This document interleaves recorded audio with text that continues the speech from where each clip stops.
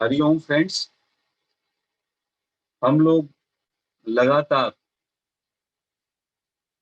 महर्षि रमन के द्वारा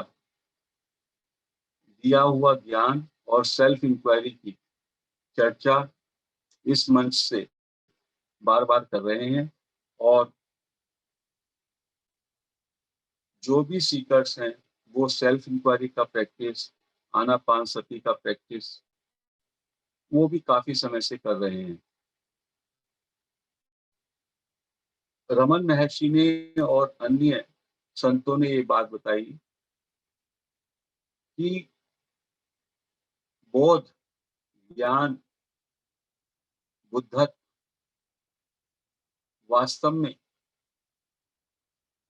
इसको यह तो नित्य प्राप्त है, यह स्वतः प्राप्त है। लेकिन चूंकि हमारी दृष्टि अज्ञान की ओर है, हमारी दृष्टि असत की ओर है, तो भ्रम के कारण हम अपने को अज्ञानी मान बैठे हैं। और वो भ्रम, वो अज्ञान का पर्दा इतना दृढ़ है कि हम अपने निस्वरूप को, अपने बोध स्वरूप को देख नहीं पाते। तो करना क्या है? केवल अपनी नजर, जो कि हमने असत की तरफ लगाई हुई है, हमारा सारे का सारा ध्यान असत की ओर है और असत को हमने सत मान लिया है। क्योंकि किस असत की सत्ता भी सत के कारण है, नहीं की सत्ता भी है के कारण है। तो महर्षि रमन कहते हैं और तमाम बुद्ध पुरुष कहते हैं कि आप हैपन में स्थिर हो जाएं, अपने स्वरूप में लौट आएं।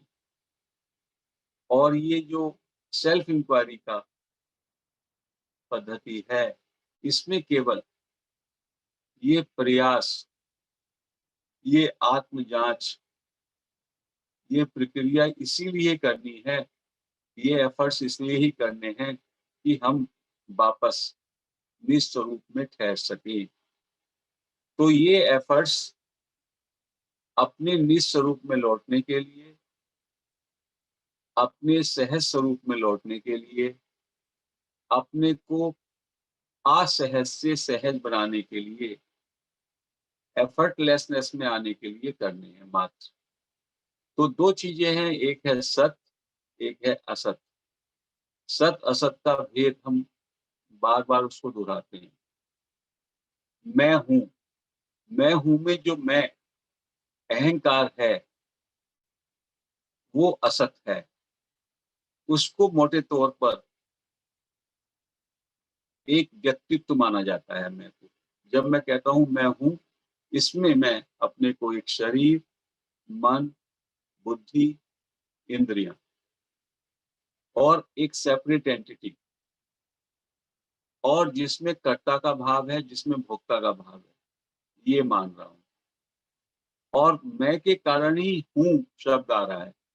तो ये सब अहंकार का द्योतक है। लेकिन इसका आधार क्या है? ये इसका आधार है होनापन, हैपन। हैपन इसके पीछे है आधार। यदि हैपन ना हो तो जो ये मैं हूँ, जो अहंकार का की सत्ता है, जो कि असत है, ये असत किस पे ठहरेगा? ये असत उस है पे ही टिका हुआ है। तुम हो, इसमें जो तुम्हारी अलग से एक पर्सनैलिटी जो तुम मान बैठे हो ब्रह्मवश, वो किस पे टिका है? वो उसी है पे टिका है, होनेपन पे टिका है। वह है, वे हैं। इसमें भी जो वह और वे, यदि वो कुछ व्यक्तित्व को संकेत करते हैं तो उनका आधार वो हैपन है। तो संतों ने कहा केवल हैपन पे आपको हैपन की ओर नजर दौड़ानी है। असत के साथ हमारा आकर्षण हो गया। क्यों आकर्षण हो गया?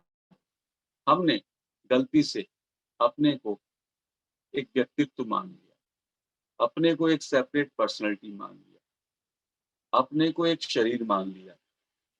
उसके कारण, अटैचमेंट के कारण, भोग की इच्छा के कारण हम लोगों ने अपने को एक सीमित सत्ता, जिसका नाम असत है, उससे अपने को जोड़ लिया और जो अपना स्वरूप है, जो ज्ञान स्वरूप, बोध स्वरूप है, उसकी तरफ हमारी नज़र नहीं गई।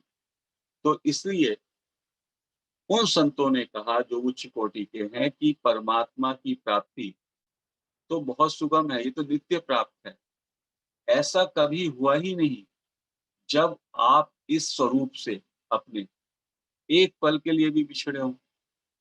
जो होनेपन का भाव है, जो हैपन है, जब से आप अनादि काल से चल रहे हैं, किसी भी योनि में गए, देवता योनि में गए, पशु योनि में गए, पक्षी योनि में गए, त्रियंच योनि में गए, नरक में गए, कहाँ-कहाँ भी गए, लेकिन आपका जो ये हैपन है, जो ये सत्ता का भाव है, होने का भाव है, ये आपसे कभी नहीं छूटा।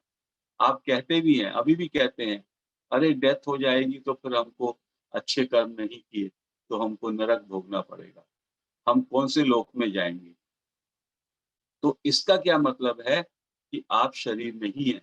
लेकिन जब हम लोग अपनी क्रियाएँ करते हैं, हम लोग जब भी किसी के साथ व्यवहार करते हैं, तो हम इस शरीर को, इस मन, बुद्धि, इंद्रियों को ऐसी सत्ता देते हैं कि जैसे वास्तव में ये है। तो क्या करना है? जो नहीं, जो कि असत है, उस असत से अपने को विथड्रॉ करके अपने सत स्वरूप को स्वीकारना है। जो भी परिवर्तन हो रहा है, जो भी जा रहा है, जो भी मर रहा है, जो भी क्रिएट हो रहा है, जिसका संयोग वियोग हो रहा है, जो प्रतिक्षण बदल रहा है, जिसमें विकार भाव है, जिसमें दोष है, वो सब असत स्वरूप है। और मेरा निस्वरूप पूरी तरीके से निर्दोष है, निर्मल है, हमेशा रहने वाला, असीम है, अनंत है। इसको एक और दृष्टि से आज हम बात करेंगे।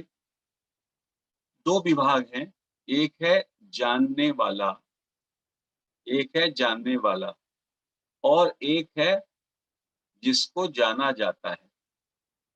तो मेरा जो स्वरूप है, मेरा जो निस्वरूप है, वो है जानने वाला और उसी का दूसरा नाम है अवेयरनेस।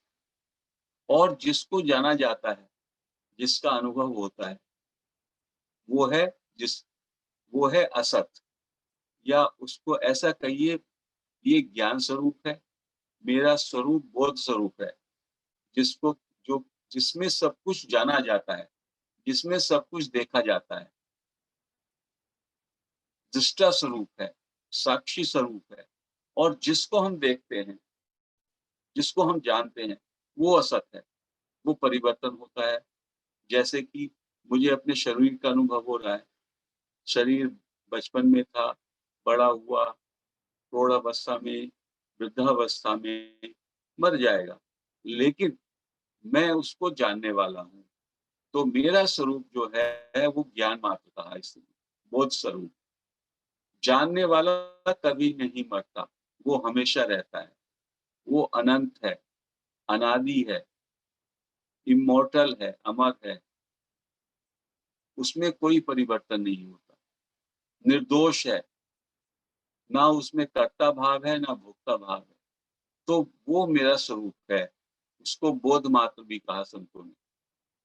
और जो कुछ मैं महसूस करता हूँ, जो कुछ मैं देखता हूँ, जो कुछ मैं अनुभव करता हूँ, वो जो भी वस्तु, जो भी व्यक्ति, जो भी परिस्थिति, जो भी घटना, वो जिन सारी की सारी जो चीज़ें जो मैं अनुभव करता हूँ या जानता हूँ, वो असत हैं, वो परिवर्तनशील हैं।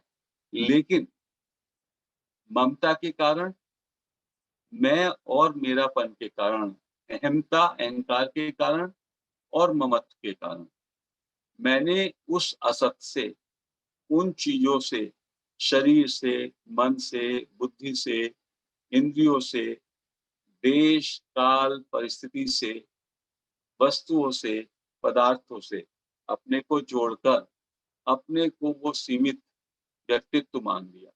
इसको ही केवल दूर करना है। तो संतों ने कहा, इसको दूर करने में कितना समय लगता है? जो तत्व आपको नित्य प्राप्त है, जो आपसे कभी बिछड़ा ही नहीं, यानी सत स्वरूप, यानी ज्ञान स्वरूप, केवल उधर आपकी दृष्टि आ जाए और बाकी सब कुछ क्षण प्रतिक्षण बदल रहा है, उसकी आपको प्रतीति होती है। कहते हैं ये शरीर आपका प्रतिक्षण बदल रहा है। 24 घंटे में से 8 घंटे जब आप सोते हैं, तब तो आपको उसका अनुभव भी ना रहता है। लेकिन जो आप हैं, ऐसा कभी ना हुआ कि आप एक क्षण के लिए भी वो ना रहे हो। क्योंकि परिवर्तन जो हो रहा है जिसका, जो चेंजिंग है, उसका अनुभव करने वाला,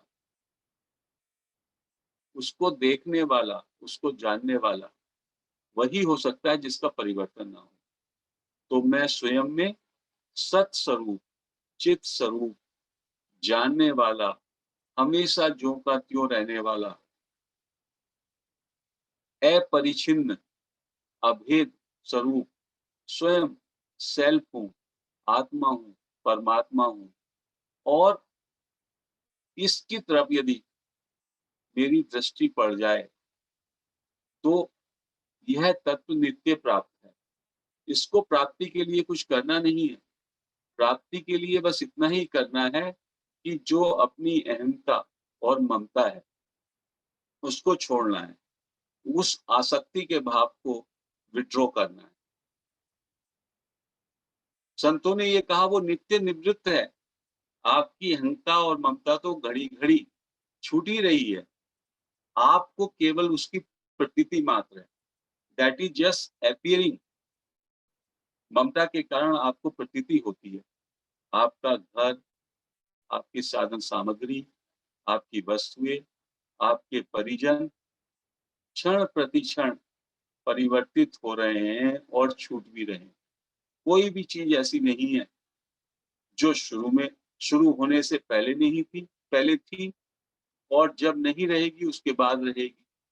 तो इसलिए दूसरा सूत्र कहा गया कि जो कभी नहीं है, जो किसी भी समय में नहीं है, वो हर समय नहीं है। और जो पहले नहीं था, बाद में नहीं रहेगा, वो अब भी नहीं है। अब भी हमें प्रतीत हो रहा है, हमें आसक्ति के कारण प्रतीत हो रहा है, अन्यथा वो असत स्वरूप है। तो नहीं है में जो नहीं को हमने सत्ता दे रखी है, नहीं को सत्ता और महत्ता दे रखी है, उससे हट करके हैपन पे विश्राम करें।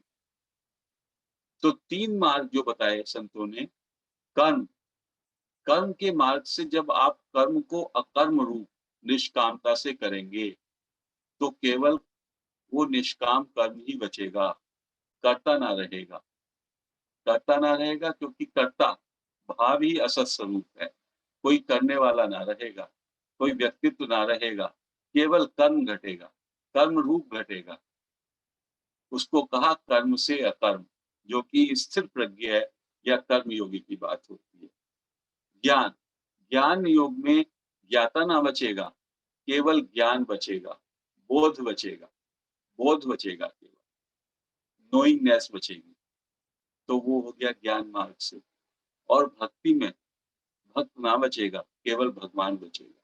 तो एक ही तत्व, वो सत तत्व, उसको आप निष्काम कर्म मान लीजिएगा, जिसको कहा अकर्म, उसको बोध मान लीजिएगा, जिसको कहा ज्ञान, या उसको भगवान मान लीजिएगा। एक ही तत्व जो कि सत है, चित है, आनंद है। सत, चित, आनंद ही बसता है। बाकी जितना भी आवरण है, बाकी जितना भी अज्ञान है, जितना भी भ्रम है, बस वो दूर करना है। और जब वो दूर कर लेते हैं आप और आप अपने स्वरूप का आपको धीमे-धीमे बोध होना लगता है, अपने स्वरूप में आप बैठने लगते हैं, तो आपको एक असीम शांति का, एक आनंद का, एक आपके अंदर जो लगातार भय होता है, वो भय से आपकी निवृत्ति हो जाती है। आपकी जो ममता है, आसक्ति है, इच्छाएँ हैं, वो खुद ब खुद गिर जाती हैं। तो या तो इच्छाओं को गिरा दीजिए, विचारों को गिरा दीजिए, तो वहाँ लौट आएँगे, या अपने स्वरूप में स्थिर हो जाइए। अपने स्वरूप में स्थिर, चुप हो जाइए, अंदर से अपने को चुप कर लें। तो जो नित्य प्राप्त है, उस नित्य प्राप्त में आप आ जाएँगे। जब तक आप चुप नहीं हैं, तो आपका मन सक्रिय रहता है, आपका अहंकार सक्रिय रहता है। चुप होने का मतलब वैसा ही सन्नाटा है जैसा कि नींद का सन्नाटा। और धीमे-धीमे जब हम चुप रहने की चेष्टा करेंगे, पॉज़ लेने की चेष्टा करेंगे, 2 विचारों में ना उलझ करके विचारों के बीच में ठहरने की कोशिश करेंगे। जैसा कि अभी निसर्गदत्त महाराज का एक मैसेज हमने कुछ 1-2 दिन पहले डाला था कि आप जो है भीड़ में चलते हैं और भीड़ में कितना कंजेशन होता है, तब भी अपना रास्ता निकाल के चले जाते हैं। ऐसे ही विचारों में क्यों उलझते हो? विचारों की उपेक्षा करो और सीधे-सीधे चलते रहो, विचारों को दाएँ-बाएँ करके। क्या आप भीड़ में जब चलते हैं, तो हर एक व्यक्ति को देखते हैं क्या, जो होते हैं? आप अपना रास्ता खाली बनाते हुए चलते हैं उसमें से, उनसे आप टकराते भी नहीं। हम हर एक विचार से, जो विचार आता है उससे टकराते हैं, उसके साथ एंटेंगल होते हैं। जब हमें विचारों की उपेक्षा करना आ जाए, तो हम केवल उस स्टिलनेस में रहेंगे, उस खालीपन में रहेंगे, उस एम्प्टीनेस में रहेंगे, जो कि हमारा नित्य स्वरूप है, जो कि हमें नित्य प्राप्त है, जो कि हमारा आत्म स्वरूप। तो केवल इतना ही कहा है संतों ने कि असत को छोड़ो और अपने सत